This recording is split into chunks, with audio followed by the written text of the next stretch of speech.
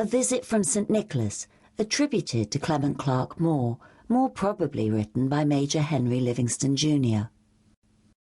'Twas the night before Christmas, when all through the house not a creature was stirring, not even a mouse. The stockings were hung by the chimney with care, in hopes that St. Nicholas soon would be there. The children were nestled all snug in their beds, while visions of sugar plums danced in their heads. And Mamma in her kerchief and I in my cap had just settled our brains for a long winter's nap, when out on the lawn there arose such a clatter. I sprang from the bed to see what was the matter. Away to the window I flew like a flash, tore open the shutters and threw up the sash. The moon on the breast of the new-fallen snow gave the lustre of midday to objects below, when what to my wondering eyes should appear but a miniature sleigh and 8 tiny reindeer, with a little old driver so lively and quick, I knew in a moment it must be St. Nick. More rapid than eagles his coursers they came, and he whistled and shouted and called them by name.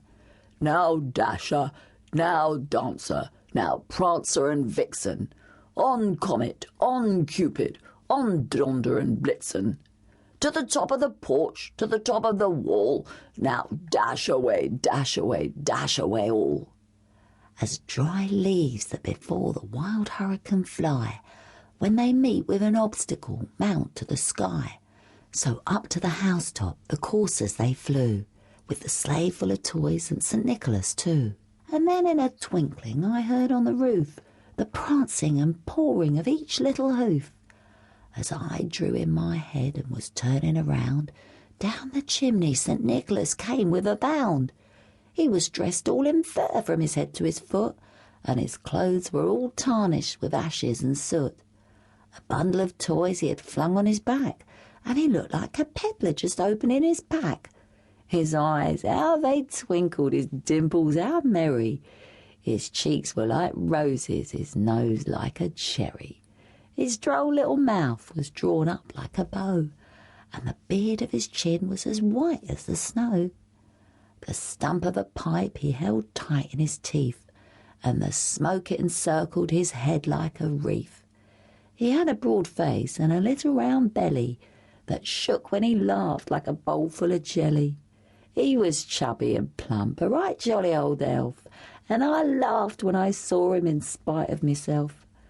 A wink of his eye and a twist of his head soon gave me to know I had nothing to dread.